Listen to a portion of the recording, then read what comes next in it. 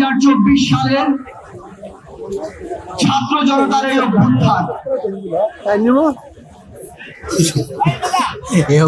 আমার শহীদের এক গর্ভধারিণী মা আজকে আমাদের সামনে চোখের পানি ফেলতে ফেলতে নিজের ছেলের কবরের সন্ধান চায়। সেদিন চট্টগ্রামে গিয়েছি, 1 বছরের ছোট্ট ইয়ানা আমাকে জিজ্ঞাসা করে তার ভাই কোথায়। আরেক শহীদের মা আমাকে জিজ্ঞাসা করে তার ছেলেকে একটা বুলেট বুকে বিদ্ধ করলেই তো তার জীবন চলে যেত, কেন 9টা বুলেট খুনি হাসিনার হুকুমে তার বুকে মারা হয়েছে। আরেক মা আমাকে এক শহীদ ভাইয়ের নিথর দেহ দেখায়, স্ট্রেচারে পড়ে আছে, সেই দেহর পাশে তার শরীরের তার মাথার মগজটা আলাদা করে পড়ে আছে। আরেক শহীদ বাবা আমাকে তার সন্তানের নিথর দেহ দেখায়, যেই দেহ খুনি হাসিনার হুকুমে খুন করে 2 পুলিশ সদস্য এটিসির উপর থেকে নিচে ছুঁড়ে মারছে। আমার ভাই খোকন এখানে বক্তব্য দিয়ে গিয়েছে, যেই খোকন ভাইয়ের মুখে ওই খুনি হাসিনার হুকুমে বুলেট দিয়ে তার মুখ ঝাপসা করা হয়েছে।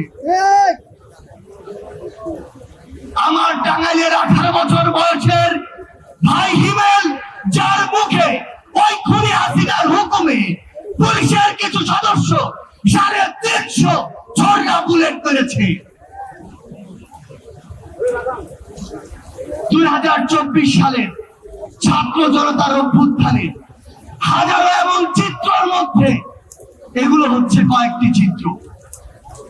বিগত 16 বছর ধরে এই দেশে খুনি হাসিনা এই দেশের মানুষকে, জনগণকে বিভিন্ন ট্যাগ দিয়ে, বিভিন্ন রাজনৈতিক নাম দিয়ে, বিভিন্ন মতাদর্শের নাম দিয়ে যেভাবে খুন করেছে, যেভাবে জেলে দিয়েছে, যেভাবে মামলা দিয়েছে, হয়রানি করেছে, তা আমরা এখনই ভুলতে বসেছি।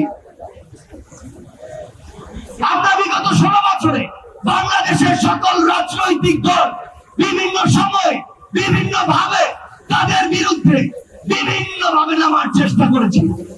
আমরা কি সফল হয়েছিলাম? বিগত 16 বছরে যখন আমরা এককভাবে বিভিন্ন বেলা নিয়ে রাজপথে ওই খুনির বিরুদ্ধে নেমেছি, আমরা কিন্তু সফল হইনি। কিন্তু এই 16 বছরে জুলুম অত্যাচারের পরে সকল রাজনৈতিক মতাদর্শ, দল, মত, ধর্ম, বর্ণ, বয়স ভুলে গিয়ে যখন আমরা ঐক্যবদ্ধভাবে রাজপথে নেমেছি, খুনি হাসিনা দেশ ছেড়ে পালিয়েছি। কিন্তু খুনি হাসিনা দেশ ছেড়ে পালানোর পর এই নতুন বাংলাদেশে আজ কি ঘটছে সেগুলো আমাদের দেখা খুবই গুরুত্বপূর্ণ। এই নতুন বাংলাদেশে আজকে জেলায় জেলায়, থানায় থানায় বিভিন্ন ভাবে আমার যারা শহীদ ভাই, শহীদ পরিবার, আহত যোদ্ধা, তাদেরকে নিয়ে মামলাগুলো নিয়ে পলিটিক্যাল নেগোসিয়েশন হচ্ছে। আজকে টাকার বিনিময়ে মামলা লেখা হচ্ছে, টাকার বিনিময়ে মামলা উচ্চ হচ্ছে। আমরা ওই পুলিশ সদস্যদের, বাংলাদেশ পুলিশকে একটি কথা স্পষ্ট করে জানাতে চাই, ওই খুনি হাসিনা বিগত 16 বছরে আপনাদের এই প্রতিষ্ঠানটিকে টিস্যুর মতো ব্যবহার করেছিল। যখন প্রয়োজন হয়েছে, যেভাবে প্রয়োজন হয়েছে, আপনাদেরকে ইউজ করেছে। আর দিন শেষে যা আত্মসম্মান গিয়েছে, যা মর্যাদা গিয়েছে, আপনাদের গিয়েছে, আপনাদের পোশাকের গিয়েছে।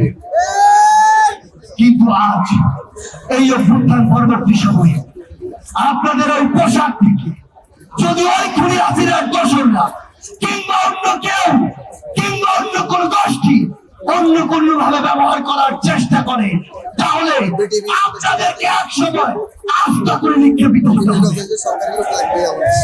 বাংলাদেশ সেনাবাহিনী 2009 সালে তাদের যে ইমেজ, সেই ইমেজটি হারিয়েছে।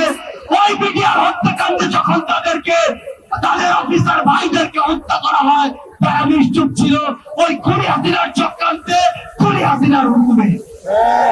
ওই সাপটা চক্করে যখন আমাদের ভাইদেরকে বিভিন্ন ট্যাগ দিয়ে উগ্রপন্থী বলে হত্যা করা হয়েছিল, যখন বাংলাদেশ সেনাবাহিনী তাদের জায়গা থেকে ওই তাদের পাশে দাঁড়ায়নি, প্রতিবাদটি করেনি, তখন তাদের ইমেজের ক্ষুণ্ণ হয়েছিল।